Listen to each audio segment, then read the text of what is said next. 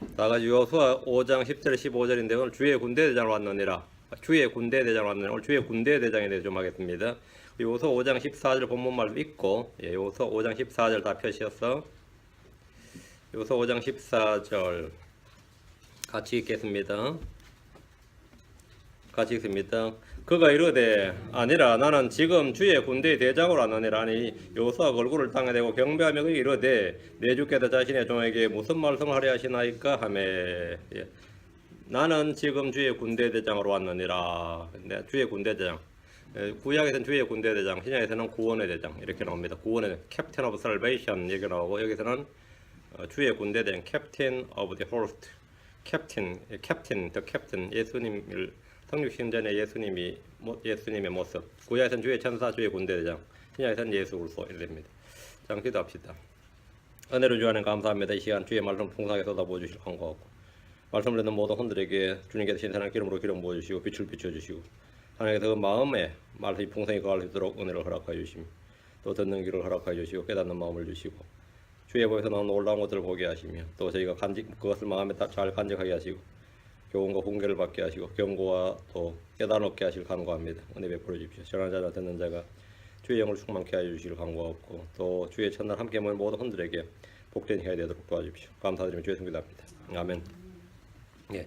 요르단을 건넌 이스라엘은 주의 명령에 따라 할례를 행했습니다. 하나님 이곳에서 이스라엘이 이집트의 수치를 떼어내고 굴러가게 하였다 이렇게 말씀하셨습니다. 그게 길갈이란 이름, 길갈의 의미입니다. 길갈이라는 이름이 여기서 유래했습니다. 이들은 마침내 출애굽한 후 400년, 출애굽한 후에 40년, 출애굽한 후에 40년 동안의 광야의 방황을 마쳤습니다. 할례는 조상들이 주신 언약의 회복입니다. 할례는 이스라엘이 하나님의 백성이란 증표입니다. 하나님은 이스라엘이 땅을 정복하기 전에 먼저 하나님의 언약을 기억하고 하나님의 백성이라는 신분을 확정해 주셨습니다. 하나님 모세에게 이스라엘을 내 아들, 나의 처음 난 자라고 말했고 이것을 이집트의 파라오에게 그 사실을 말해 주도록 했습니다. 출애굽기 4장 22절 23절에 보면 너는 파라오에게 이르기를 주가 이같이 말하노라 이스라엘은 내 아들 곧 나의 처음 난 자니라 내가 내게 말하기를 내 아들을 가게 하며 그가 나를 섬기게 하라 그가 가는 것을 내가 거부하면 보라 내가 내 아들 곧 너의 처음 난 자를 죽이리라 하라 하시니라. 그래서 하나님께서 모세에게 파라오에게 이렇게 말하라는 거예요. 이스라엘은 내 아들 곧 나의 처음 난 자니라 이렇게. 이스라엘은 누구의 아들? 하나님의 아들이다. 나의 처음 난 자니라 이랬다는 거죠. 이스라엘은 주의 처음 난 자, 하나님의 아들이라 불립니다. 이것은 민족적으로 이스라엘의 정체성이자 신분이고 주의입니다. 출애굽의 밤에 이스라엘이 이집트를 나올 때 그들은 하나님의 군대, 주의 군대라고 불렸습니다. 하나님의 군대, 주의 군대. 하나님은 이스라엘 백성들을 내 군대 이렇게 말씀하셨습니다. 출애굽기 7장 4절, 12장 41절, 51절 세 구절 봅니다. 출애굽기 7장 4절, 출애굽기 7장 4절, 출애굽기 7장 4절 그러나 파라오가 너희 말을 듣지 아니할 터인즉 내가 내 손을 이집트 위에 얹고 큰 심판들을 통해 내 군대 곧 내 백성 이스라엘 자손을 이집트 땅에서 데리고 나오리라. 여기 보면 내 군대 곧 내 백성 이스라엘 했죠. 내 군대 내 백성 이스라엘 이랬습니다. 하나님께서 이스라엘을 내 군대 그리고 내 백성 이렇게 하셨습니다. 이들은 가나안 땅을 정복하고 그들의 충만한 불법을 심판하고 집행하러 가는 하나님의 군대였습니다. 이스라엘 자체가 하나님의 군대였어요. 하나님은 하늘에 있는 자신의 천사를 보내서 심판하지 않으시고 에집트 땅에 있는 이스라엘을 불러내어서 자신의 백성을 자신의 군대로 삼으시고 그들을 칼날로 삼으셨죠. 그래서 그들을 통해서 가나안 족속들의 불법에 대한 심판을 집행하도록 하셨고 그 땅에서 그들을 몰아내고 진멸하도록 하셨습니다. 그래서 하나님께는 특별한 지혜를 주셔야죠. 너희가 뭔데 우리가 죄를 지었다 치고 우리가 불법이 충만하신데 너희가 뭔데 우리한테 간섭하고 우리를 치고 심판하고 하느냐 이거예요. 그러니까 그러려면 어떻게 되는 거죠? 같은 민족들 중에 하나가 되면 안 되고 하나님의 백성, 하나님의 아들 이게 돼야 되죠. 지위가 달라져야 돼요.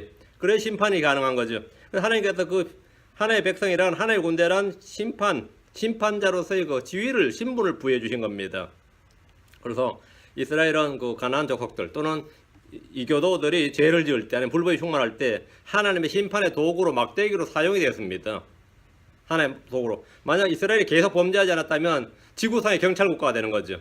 이스라엘이 지구상의 경찰국가가 되고 하나님의 심판과 공의를 집행하는 뭐가 되는 거죠? 군대가 되는 거예요. 그 어느 나라가 죄를 짓고 벌벌이 한다 하나님께서 천사를 보내지 않고 이스라엘 군대를 보내가지고 심판하고 진멸하고 뭐 이런 식으로 되는 건데, 이스라엘이 범죄해 버리니까 그 지위의 신분을 다 잃어버린 거죠. 이스라엘이 오히려 심판을 받게 되는, 하나님께서 바빌론을 도끼로 쓰시고 뭐 이런 일이 발생한 겁니다. 하나님께서 이집트 땅에서 이스라엘을 불러내어 가지고 자신의 군대로 삼으셨단 말이에요. 그래서 가나안 족속들의 그 아모리 족속들, 가나안 족속들의 그 불법의 충만함이 찼을 때, 충만한 불법이 찼을 때 그들을 그 땅에서 몰아내고 진멸하도록 하셨습니다. 이스라엘 이집트에 놓여있다가 탈출하는 도망자들이 아니라 이집트의 죄와 불법을 일단 심판하고 그들을 멸하는 군대였습니다. 이스라엘로 인해서 이집트는 온 나라 백성들 위에 10번의 하나님의 재앙, 심판이 임했습니다. 근데 이 정도, 어느 정도였냐면 이집트가 거의 망할 지경이었습니다. 이집트가 거의 망할 정도의 위기에 놓였습니다. 그 후에 파라오와 그의 군대가 홍해까지 이스라엘을 추격했다가 모두 바다에 빠져 죽었습니다. 그 왕조가 바뀌는 거죠. 이는 이스라엘이 하나님의 군대였고, 주께서 친히 그들을 군대의 대장으로, 주님께서 친히 그들의 군대 대장으로 계셨기 때문입니다. 출애굽은 이집트와 이스라엘 군대 간의 전쟁이었고, 이스라엘은 하나님의 힘으로 이집트로부터 분리했고 자유를 쟁취한, 출애굽이라는 뜻은 뭐냐면 도망자가 아니라 독립전쟁이었습니다. 자유를 향한 독립전쟁이었고, 심판하러 가는, 우리는 하나님의 군대로서 가나안 땅을 심판하러 가노라. 자기가 일단 이집트를 심판하고 가나안 땅을 심판하러 가는 겁니다. 이스라엘 백성들은 이집트에서 칼과 창을 들고 무장해서 싸운 것이 아닙니다. 하나님께서 모세와 아론을 보내셔서 주의 권능으로 이집트를 심판했습니다. 이스라엘 이집트에서 치른 전쟁은 하나님의 군대로 하나님을 믿고 그분의 말씀에 순종하는 것이 전부였습니다. 주님께서 군대의 대장이시기 때문입니다. 출애굽기 12장 51절, 출애굽기 12장 51절, 바로 그날 주께서 이스라엘 자손을 그들의 군대대로 이집트 땅에서 데리고 나오셨더라. 바로 그날 이스라엘 자손을 그들의 군대대로 이집트 땅에서 데리고 나오셨더라. 하나님께서 친히 이들의 대장이 되셨고, 이들은 하나님의 군대라고 하셨기 때문에 출애굽 때부터 이들은 군대 조직이었고, 백성들은 모두가 그분의 군사였습니다. 그 이스라엘 백성들은 그분의 군사였다. 군인들이 명령에 불복종하면 군법에 따라 엄한 벌을 받습니다. 요서 5장 6절 7절, 요서 5장 6절. 이집트에서 나온 백성 곧 군사들이, 백성의 군사예요. 이집트에 나온 백성 곧 군사들이 주의 음성에 순종하지 아니하였으므로 그들이 소멸 될 때까지 이스라엘 자손이 광야에서 40년 동안 걸었더라. 주께서 그들에게 그 땅, 곧 주께서 그들의 조상들에게 맹세하여 친히 우리에게 주리라고 하신 땅, 즉 젖과 꿀이 흐르는 땅을 친히 그들에게 보여주지 아니하리라고 맹세하셨더라. 성경에 이스라엘을 걸어 이집트에서 나온 백성 곧 군사들이었습니다. 이스라엘은 뭐가 되는 거죠? 거대한 병영국가가 되는 거예요. 이스라엘 자체가 거대한 병영국가. 이스라엘이란 말은 정말 성군 정치였습니다. 지금 북한이 그런가? 거대한 병영국가란 말이죠. 군대 국가야, 병영국가였고, 그 백성들 자체가 다 군인이었고 하나님의 군대였다 이거죠. 이런 세월이 흘러도 마찬가지입니다. 다윗은 이스라엘이 하나님의 군대라는 사실에 대해서 잘 알고 있었습니다. 사무엘상 17장 26절, 36절 45절. 사무엘상 17장 26절에 보면 다윗이 자기 옆에 있던 사람들에게 말하 이르되 이 블레셋 사람을 죽여 이스라엘에게 수치를 제거하는 그 사람에게는 어떤 대우를 하겠느냐. 이 할례 받지 않는 블레셋 사람이 누구이기에 그가 살아계신 하나님의 군대에 도전하느냐. 그가 살아계시는 하나님의 군대에. 이스라엘이 뭐라고요? 하나님의 군대다. 그냥 군대가 아니라 살아계시는 하나님의 군대에 도전하냐. 골리앗을 두고 하는 말이죠. 그래서 이스라엘은 살아계신 하나님의 군대다. 이 땅에 신의 군대가 있고 무적의 군대가 있고 불패의 군대가 있다면 그들이 바로 이스라엘입니다. 지구상의 어떤 민족이 힘을 다 합쳐도 그들을 대적해서 이길 수가 없습니다. 주님이 군대 대장이다. 그들 가운데 하나님이 계시고 이들의 대장이 주 하나님이시기 때문입니다. 주님께서 이스라엘 군대의 전투력에 대해서 말씀하셨는데, 이스라엘 군대 전투력이 어느 정도냐면 하나의 군대라면 달라야 되죠. 일반 군인들과는 달라야 된단 말이죠. 레위기 26장 7절 8절.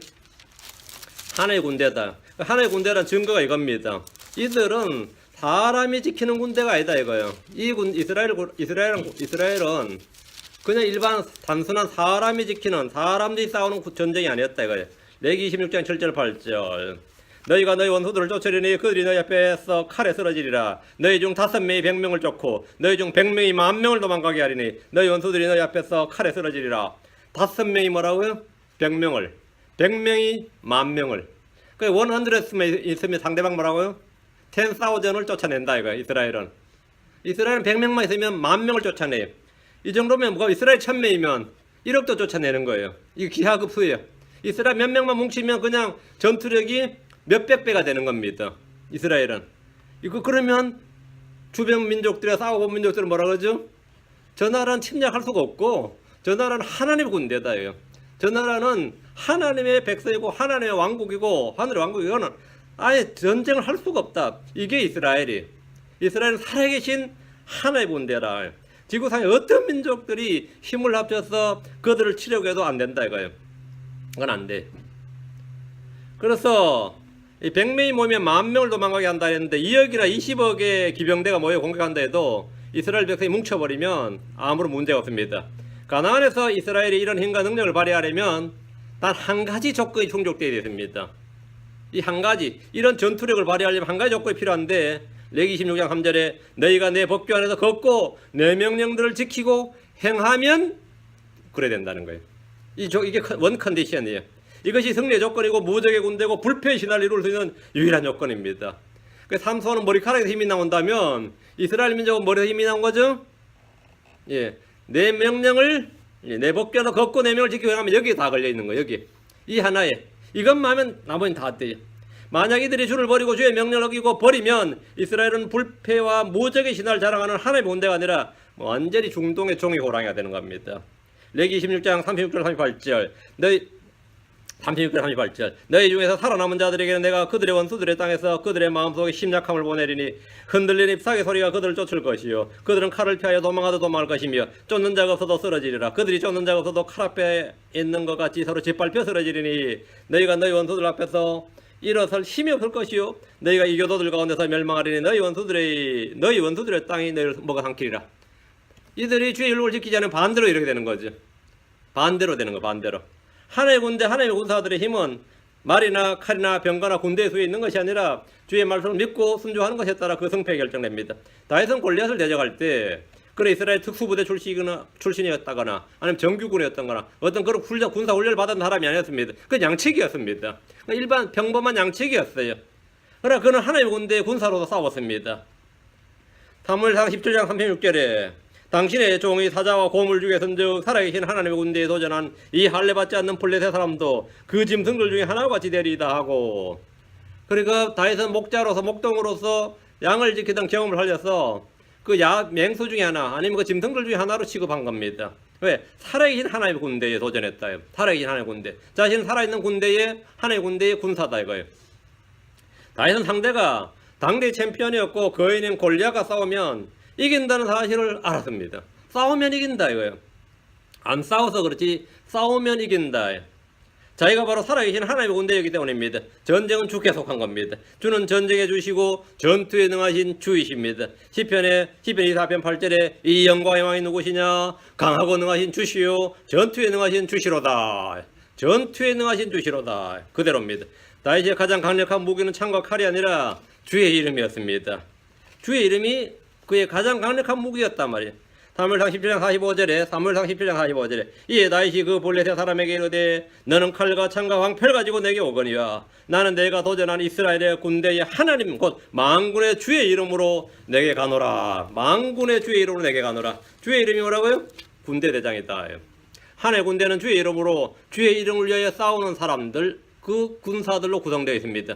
그런 말하기를 사무엘상 17장 46, 48절 이날 주께서 너를 내 손에 넘겨주시니 내가 너를 쳐서 내게서 내 머리를 취하고 또 이날 블레셋 사람들 군대의 사체를 공중의 날짐승들과 땅의 들짐승들에게 주어 이스라엘에 하나님이 계신 줄 온 땅이 알게 하겠고 이스라엘에 하나님이 계신 줄 온 땅이 알게 하겠고 또 주께서 칼이나 창으로 구원하지 아니하심을 이 모인 온 무리가 알게 하리라. 전쟁은 주께 속한 것인즉 그분께서 너희를 우리 손에 넘겨주시려 하니라. 이 다윗이 지금 어때요? 완전 대언자죠. 완전 대언자예요. 그렇게 했는데 우리 같으면 뭐라 그러냐? 싸워서 이겨놓고 말하지 뭐 싸우기도 전에 저렇게 큰 소리를 치냐 말이지. 저렇게 말부터 앞섰냐? 뭔 사람이 이렇게 싸움도 안 하고 말부터 저렇게 해야 되고 나중에 잘못되면 어떻게 할 거냐 싶었지만 이 믿음으로 하는 일은 잘못될 일이 없습니다. 여러분이 믿음으로 생각하고 믿음으로 말하고 믿음으로 판단하고 믿음으로 걷고 믿음으로 행하고 믿음으로 싸우고 믿음으로 뭐뭐 하는 그 믿음으로 하는 것에 대해서는 언제나 그 말씀이 뭐라고요? 하나도 땅에 떨어지지 않고 그대로 다 됩니다. 하나님의 군대, 하나님의 군사는 어떻게 전쟁을 치러야 되는지를 다윗이 온 무리들에게 본을 보여줬고 우리 이스라엘에 하나님이 계신 줄을 여기에 이스라엘에 하나님이 계신 줄을 온 땅에 알게 하겠고 했습니다. 여러분도 마찬가지 이 세상에 살 때 내 안에 주께서 계신 것을 알게 하리라. 그렇게 내 안에 주께서 계신 것을, 그리고 내가 주의 종인 것과 주께서 나의 하나님인 걸 온 사람들이 다 알게 하리라. 여러분 그렇게 살면 돼요. 응? 그 친척들이든 친구들이든 회사든 내가 주의 종인 것을 많으니 알게 하리라. 그래, 내가 주의 종인 것을, 그 예수가 나의 주인 것을 많으니 알게 하리라. 그렇게 살아가면 여러분 다 승리합니다. 우리는 모두 그리스도의 좋은 군사로 부름받았습니다. 바울은 자신이 그리스도의 군사라는 사실을 알았고 에바브로 디도나 아기뽀나 디모데를 걸어서 우리의 동료 군사에 대해 불렀습니다. 크리스천들은 모두 그분의 군사입니다. 디모데후서 2장 3절 4절에 그러므로 너는 예수로의 좋은 군사로서 고난을 견뎌내라. 전쟁하는 어떤 사람도 이 세상 삶의 일에 얽매이지 아니하니 이것은 그가 자기를 군사로 택한 자를 기쁘게 하려 함이니라. 예수로의 좋은 군사로서 고난을 견뎌내라. 이게 이 믿음 생활 제대로 하려면 모든 것이 전쟁터입니다. 모든 것이 전쟁터예요. 회사 나가도 전쟁터고, 학교 가도 전쟁터고, 시장 나가도 전쟁터, 다 전쟁터입니다. 다 전쟁터예요. 그럼 어떻게 되냐? 고난을 견뎌내라. 너는 예수로의 좋은 군사로서, 우리는 전부 다 솔지는 굿솔지예요. 그리고 우리 믿음의 선한 싸움을 싸워야 됩니다. 이 세상은 우리가 순례자 나그네 하니까 여기가 어디 놀이터인 줄 알죠? 놀이터도 아니고 관광지도 아닙니다. 여기는 언제나 전쟁터입니다. 우리는 병영국가예요. 우리는 다 군사다. 예수님은 군의 대장이십니다. 우리는 하나님의 전신갑주를 입고 빛의 갑옷을 입고 믿음의 선한 싸움을 싸워야 돼. 우리의 대적들은 졸지 않습니다. 우리의 대적들은 언제나 울부짖는 사자처럼 삼킬자를 찾아다닙니다. 우리는 싸워야 됩니다. 죄와도 싸워야 되고 마귀와도 싸워야 되고 세상을 거슬러 대적해야 되고 육신의 정과 욕심 다 싸워야 됩니다. 우리는 혈과 육을 대적해 싸우지 않습니다. 우리의 대적은 마귀와 죄와 세상입니다. 우리가 싸워야 할 적은 육신입니다. 우리는 그래서 좋은 군사로서 이 전쟁을 날마다 치러야 됩니다. 그리고 싸울 때마다 이겨야 됩니다. 승리는 주님께서 주십니다. 우리는 언제든지 항상 싸우면 이기는 군사, 싸우면 언제든지 백전백승해야 됩니다. 왜 주님께서 항상 이김을 주신다. always 항상 이김을 주신다. 항상 승리해 계신다 했습니다. 고린도서 15장 57절이나 고린도서 2장 14절에 보면 항상 이김을 주신 하나님이었어요. 언제나 싸워서 이기는 그리스도의 군사, 그 군사가 좋은 군사입니다. 자, 요사서 5장 와서 10절 본문 보겠습니다. 이스라엘 자손이 길갈에 진을 쳤고 그달 14일 저녁에 하면 뭐죠? 이제 6월절 밤입니다. 여리고 평야에서 6월절을 지켰으며 길갈이 여리고 평원에 있습니다. 지금 여리고 성은 바로 곁에 있어요. 요르단을 건넌 후에 민족적으로 할례를 행한 날이 10일입니다. 14일 저녁은 6월절입니다. 이들은 여리고 평야에서 6월절을 지켰습니다. 이집트에서 제정된 주의 6월절은 율법에 제정되었고 이스라엘이 대대로 지켜야 하는 가장 중요한 명절입니다. 주님 모세에게 이스라엘 자손이 또한 6월절에 정한 시기에 그것을 지키게 하라. 그것의 정한 시기 곧 이달 14일 저녁에 너희는 6월절을 지키되 그것의 모든 의식과 정한 시기에 모든 예식에 따라 그것을 지킬지니라. 이달 14일 저녁에. 이렇게 해서 이들은 시내 광야에서 6월절을 지켰습니다. 이집트에서 6월절을 지켰고 그 다음날 나왔죠. 그리고 시내 광야에서 6월절을 지켰고 지금 여리고 광야에서 평원에서 지금 6월절을 지켰는데 가나안 땅에 들어온 이스라엘 백성들이 처음 지킨 6월절입니다. 이 처음 지킨 명절이 지금 6월절입니다. 11절 6월절 다음 날에 그 땅에 묵은 곡식을 먹되 바로 그 날에 누룩 없는 납작한 빵과 볶은 곡식을 먹었더라. 이제 땅에서 난 음식을 먹었어요. 지금까지는 어떻게 했죠? 하늘에서 난 음식을 먹었죠. 만나를 먹었다가 이제 그 땅에 묵은 곡식을 먹되 지금 이제 3월달이란 말이죠. 음력 3월 14일이니까 지금 이제 양력으로 지금 5월달 지금쯤 5월달 아니 6월 초 이 정도 되는 지금 그 정도 되는 시기예요. 그 이제 원래 수확이 아니라 그 땅에 묵은 곡식을 먹었다는 거죠. 6월절 다음 날이면 무교절인데 이날 이스라엘은 그 땅에 묵은 곡식을 먹었습니다. 광야에서 그들은 만나를 먹었는데 3월 15일에 비로소 땅에서 난 곡식을 먹었습니다. 40년 동안 먹었던 하늘의 음식이었던 만나에서 이제 땅에서 난 곡식으로 음식이 바뀐 겁니다. 이들은 율법의 규례에 따라 누룩 없는 빵을 먹어야 했는데 납작한 빵과 볶은 곡식을 먹었습니다. 참으로 역사적인 날입니다. 이집트에서 먹던 음식들이 광야에서는 전혀 먹을 수 없었습니다. 광야는 곡식도 없고 과일도 없었기 때문입니다. 그런데 드디어 약속의 땅에 들어왔고 그날에 그 땅의 묵은 곡식을 먹게 된 겁니다. 이후로부터 이스라엘은 값없이 양식을 얻지 못하고 이마에 땀을 흘려야 비로소 땅의 소산물을 먹을 수 있었습니다. 40년간 운영되던 하나님의 복지 정책이 끝났습니다. 무상복지가 끝났어요.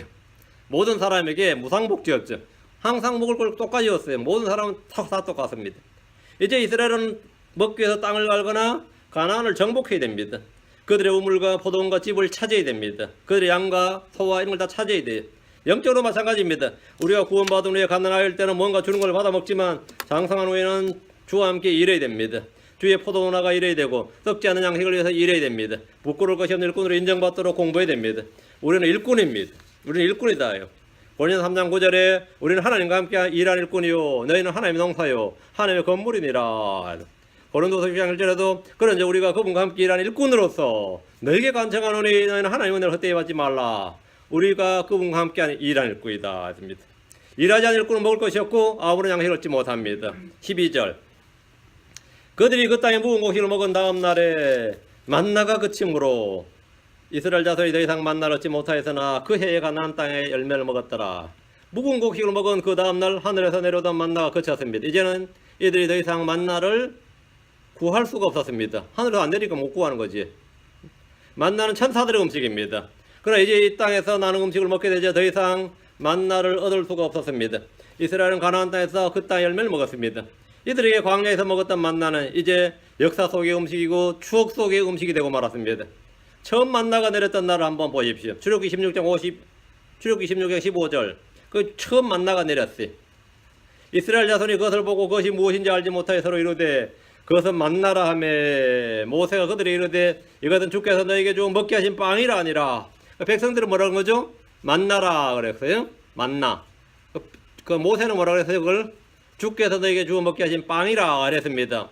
광야에 처음 만나가 내렸을 때 이스라엘은 그것이 무엇인지 알지 못해서 서로가 서로에게 말하기를 그것은 만나다. 이래 만나. 만두가 아니고요. 만나다 그랬는데 만나란 말은 히브리어로 만나미누 만나미누 뜻이 뭐냐면 이게 뭐야란 뜻이에요. 뭐야 이게 뭐야 이게 그게 만나요. 거기서 그 말이 그 발음에서 오늘 만나가 나온 겁니다. 뭐야 이게 뭐야 이게 근데 그게 만납니다. 그래서 만나라 이렇게 만나라. 사람이 전부 다 이게 뭐냐 이게 뭐냐 다들 이렇게 말했다는 거죠. 그걸 보고 그래서 만나라 했고 모세는 답을 줬죠. 이것은 주께서 너에게 주신 주어 먹게 하신 빵이라. 모세가 답을 줬고 이름은 뭐라 빵이라 부르지 않고 뭐라고요? 만나라 뭐야 했던 거죠. 먹을 때마다 뭐야가 되는 거죠. 이게 뭐야 이런 겁니다. 주님께서 하늘에서 빵을 비같이 내리겠다고 한 그 빵이 바로 만나였습니다. 아침마다 작고 둥글고 서리 같은 것이 땅에 내렸는데 꿀로 만든 과자 같았습니다. 꿀로 만든 과자 같았다. 만나는 새벽에 내렸고 해가 뜨면 녹아서 없어졌습니다. 모세는 아론에게 항아리를 가져다가 그 안에 만나 1오멜을 가득히 담아서 그것을 언약궤 안에 넣으라고 했는데 이게 냉동 보관도 아니고 언약궤 안에 무슨 어떤 미티리언 파워가 있는지 언약궤 안에 넣으란 말이에요. 근데 만나란 것이 말이에요. 조금만 놔도 또 썩어버립니다. 만나가. 예. 이게 리오에다는 머리를 짜게 해서 보내준 거라 가지고 이게 금방 녹아버리건 썩어버려요. 근데 이 언약궤 안에 넣어놔라 그랬는데 물론 지금 그 언약궤가 없으니까 모르지만 하여튼 언약궤 속에 있는 만나는 영구 보존이 됐던 것 같습니다. 언약궤 안에 넣어놔라 했어요. 가나안 땅에 들어온 이스라엘 사람들은 어쨌든 이 3월 15일부로 더 이상 만나를 볼 수가 없게 되었습니다. 광야에서는 하늘의 빵을 먹고 가나안에서는 그 땅의 열매를 먹었습니다. 출애굽기 16장 35절에 이스라엘 자손이 사람이 거주하는 땅에 이를 때까지 40년 동안 만나를 먹되 그 가나안 땅의 경계에 이를 때까지 그들이 만나를 먹었더라. 40년 동안 만나를 먹었다. 모세는 이들이 40년 동안 만나를 먹었다고 기록했는데 가나안 땅에 들어간 후에 3월 15일까지 먹었다 이 말입니다. 요르단을 건넌 여호수아는 백성들에게 할례를 행했고 유월절을 지켰고 누룩 없는 빵을 먹었습니다. 그리고 만나를 거쳤고 그 땅의 곡식을 먹었다. 하늘에서 내리던 만나가 그치고 그 땅에서 나는 곡식을 먹게 된 겁니다. 모든 것이 변했습니다. 이들은 광야에서 가나안 땅으로 왔습니다. 이들은 지금 여리고 평야에 와 있습니다. 13절 여호수아가 여리고 옆에 왔을 때 눈을 들어보니 보라 한 남자가 칼을 빼어 손에 들고 마주 섰으므로 여호수아가 그에게 가서 그에게 이르되 난 우리 편이냐 우리 대적들의 편이냐 하며 네가 우리 편이냐 우리 대적 편이냐 우리 대적들의 편이냐 이랬어요. 여호수아가 여리고에 왔을 때 여리고 앞에 왔을 때 그는 한 사람을 만났어요. 아주 독특한 사람. 여리고로 가다 보니까 손에 칼을 빼들고 있는 한 남자를 봤는데 이게 딱 봐도 이게 보통 사람 아닌 걸 보였죠. 그래서 분명히 한 남자를 만났다 그랬어요. 근데 어쨌든 이 사람 정체를 모르니까 우리 편이냐 저쪽 편이냐 여리고 편이냐 우리 편이냐 이 말이죠. 그 여리고에서 나온 사람이냐 아니면 우리 편이냐. 여호수아는 그의 정체를 알지 못했던지라 그에게 가서 난 우리 편이냐 우리 대적들의 편이냐 하면 난 대적들의 편이다 그러면 지금 여호수아하고 지금 여기서 맞짱 뜨는 거예요. 한판 싸워야 되는 거죠. 우리 편이라 그러면 이제 물어봐야 되는 거고 여호수아는 그가 누군지 정체를 전혀 몰랐습니다. 기드온이나 마노아 여기 주의 천사가 자기 앞에 설 때 누구인지 알지 못했습니다. 주의 천사가 칼을 들고 다윗 앞에 선 적이 있습니다. 다윗의 범죄로 인해서 인구조사죠.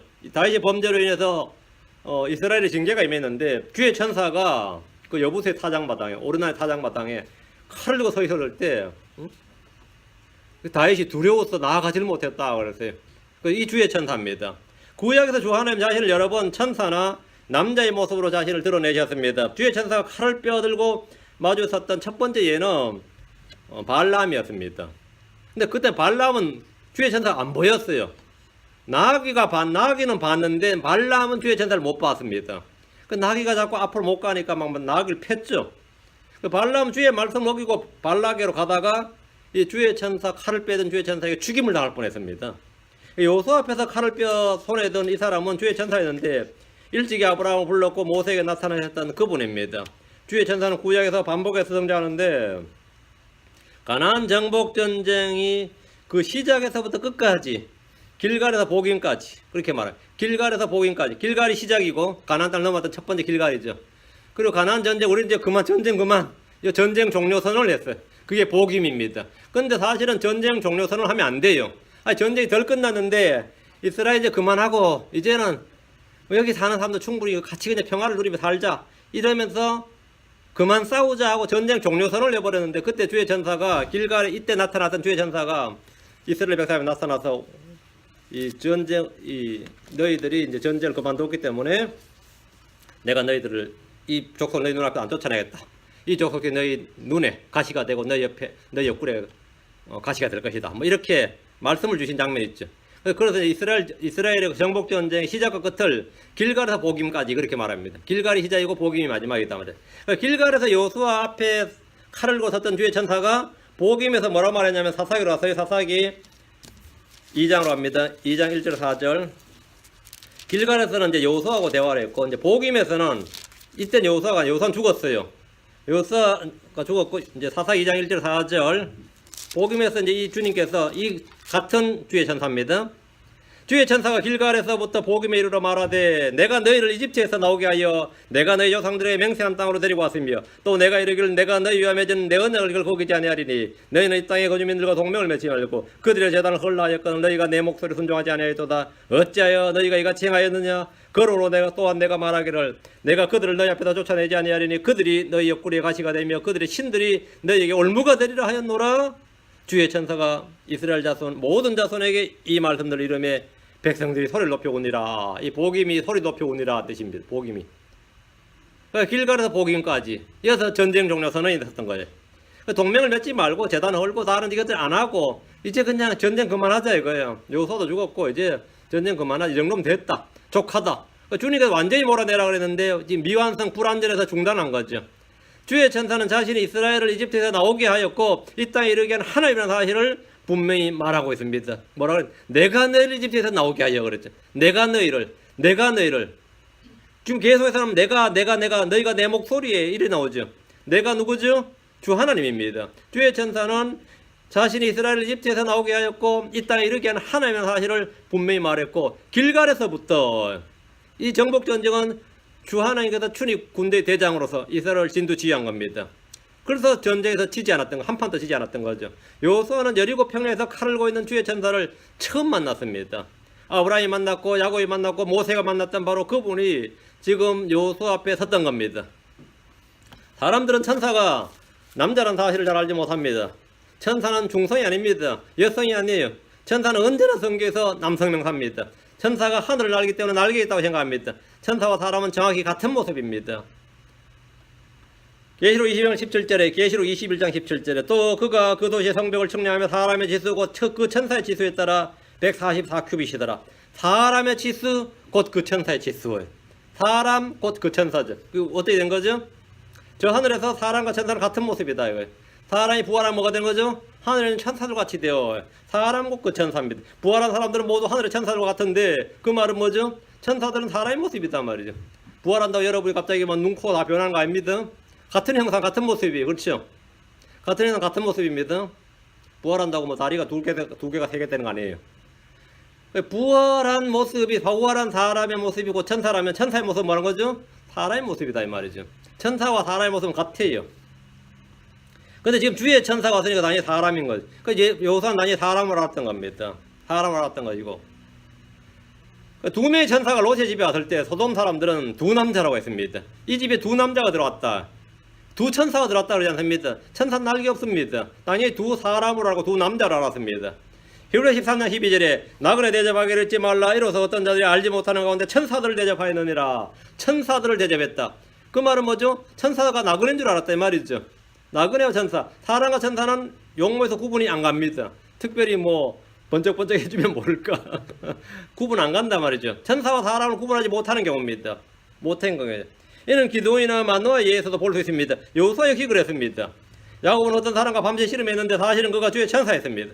성경이 말하는 천사는 신화나 전설에 나오는 천사와는 전혀 다릅니다. 성경은 하나님의 거룩한 천사들이 있고 마귀와 그의 천사들이 있다고 말합니다. 천사들은 구원의 상속자를 섬기는 영들이라고 말했습니다. 천사들은 마지막 때에 땅에서 수확하는 자들이기도 합니다. 주의 천사는 성육신 이전에 주 예수 그리스도십니다.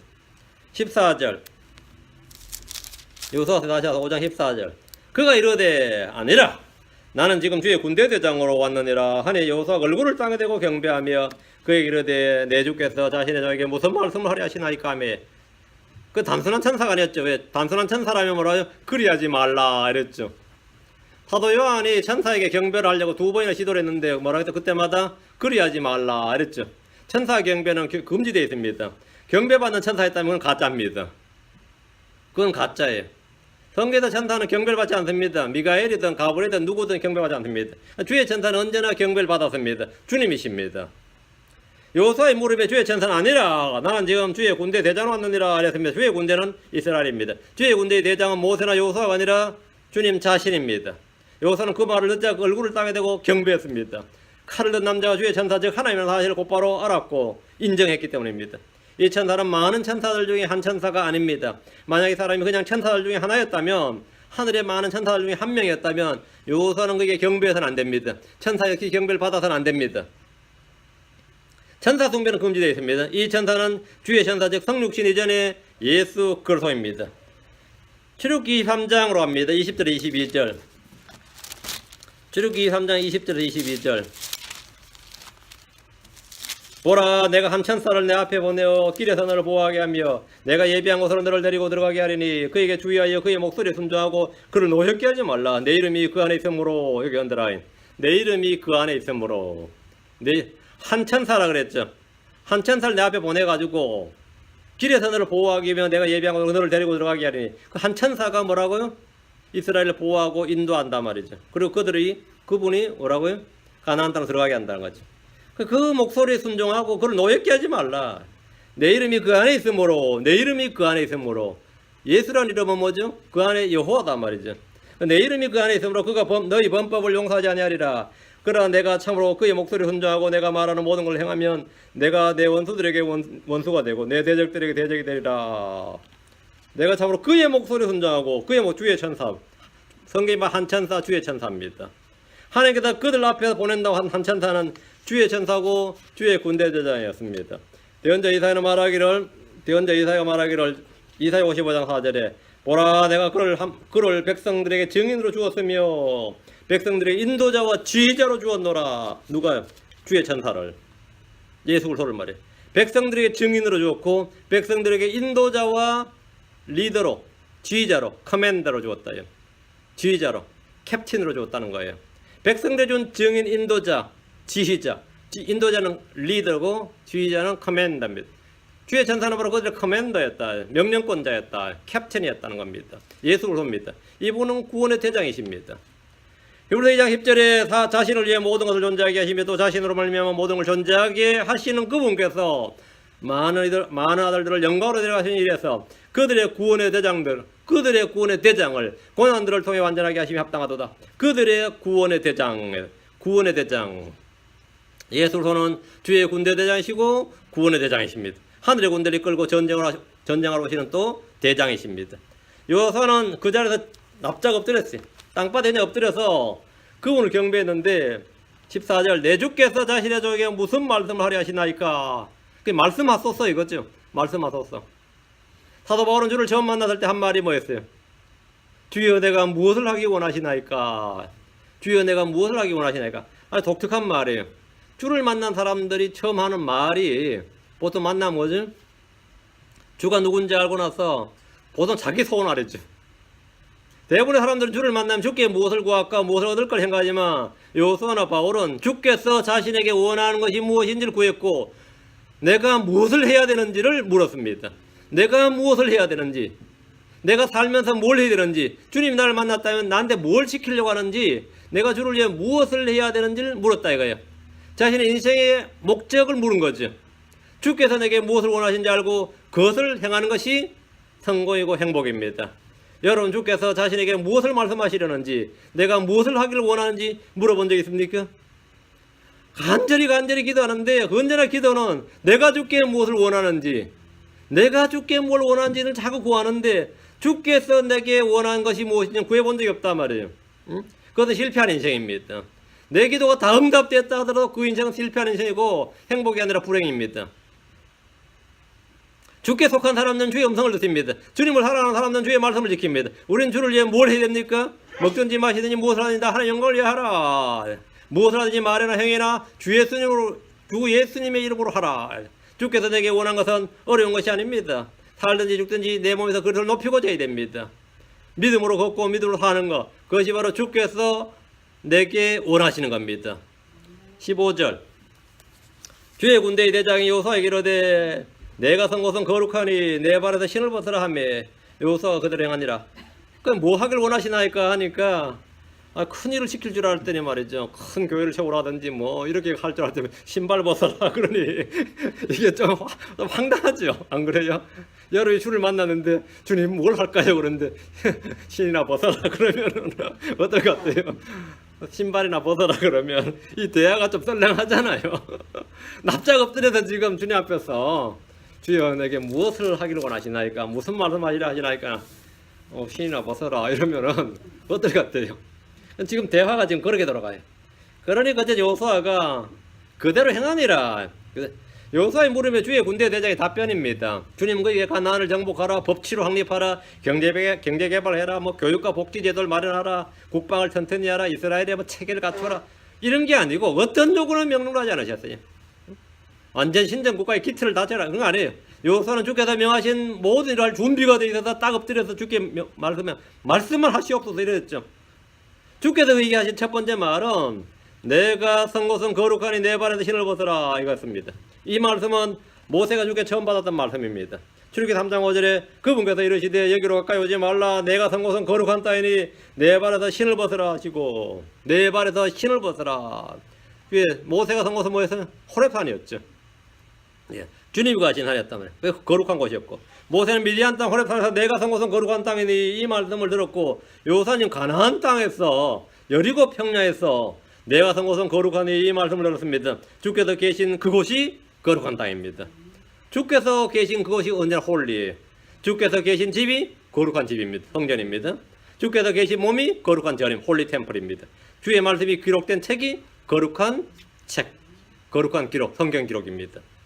주님과 관련되면 그것이 솥단지든 말방울이든 다 거룩입니다. 주께 거룩이. 주님과 관련된 것이 다 뭐든지 거룩입니다. 우리는 크리스천에서 거룩한 사람들입니다. 그 사람이 뭐 거룩한 사람이냐? 주께서 부르신 사람, 그럼 거룩한 사람이에요. 주님의 백성, 그분의 아들이 되었기 때문에 그 사람 뭐라고요? 거룩한 백성, 거룩한 하나님의 아들들이다 이 말입니다. 주의 군대 대장으로 오신 주님께서 요사에게 내가 산 곳은 거룩하니 내 발에서 신을 벗어라 이렇게 하셨는데 자신이 바로 불타는 떨기나무에서 모세에게 말씀하셨던 주 하나님이라는 사실을 지금 요소에게 계시해 주신 겁니다. 이건 뭐 동일해야지. 그래야지 요소는 금방 알아듣는 거죠. 아 모세에게 지금 말로 떨기나무에 계셨던 I am that I am 하신 분이 바로 이분이란 말이죠. 그 요사는 그 자리에서 신을 벗었습니다. 훗날 이 땅은 주께서 신이 거하시고 다스릴 것입니다. 이 땅은 하나님의 백성들이 하나님의 법에 따라 살게 될 왕국이 세워질 것입니다. 아무도 이 땅을 자신들의 소유라고 주장할 수 없습니다. 주께서 재림하실 때 이 땅에 있는 모든 이교도들은 다 심판을 받고 제거됩니다. 이 땅에 있는 모든 부정한 것들, 더러운 영들, 더러운 모든 가증한 것들 다 없어집니다. 이 땅은 뭐 주께서 거하시는 거룩한 땅이다. 그게 천연왕국입니다. 주께서 이 땅에 오시는 바로 그날 이 땅 문자 그대로 주의 처소로서 거룩한 땅입니다. 내가 선 곳은 거룩한 곳이니 거룩하니 이 말은 뭐죠? 바로 약속의 성취를 말씀하시는 겁니다. 이건 예언의 말씀이죠. 문자 그대로입니다. 오늘은 여기까지 15절까지 하고 다음에 6장 하겠습니다. 기도합시다. 오늘은 주하나님 감사합니다. 하나님께 은혜 베풀어 주시고 오늘 선포한 말씀대로 모든 성도들에게 복을 주시길 간구합니다. 아버지 하나님 저희가 그리스도의 군사로서 그리스도의 좋은 군사로서 이 땅에서 고난을 견뎌내게 하시고 주께서 저에게 말씀하신 것에 순종해서 주의 일을 향하도록 도우실 간구합니다. 은혜 베풀어 주셔서 이곳에 있는 모든 사람들이 다 여호수아와 같이 믿음의 종들이 되도록 도와주시고 믿음의 군사로들로 믿음의 선한 싸움을 싸우게 하시고 싸우는 싸움마다 승리하고 또 선한 간증이 차고 넘치게 해주실 간구합니다. 감사드리며 주의 성기도합니다. 아멘. 예, 치겠습니다.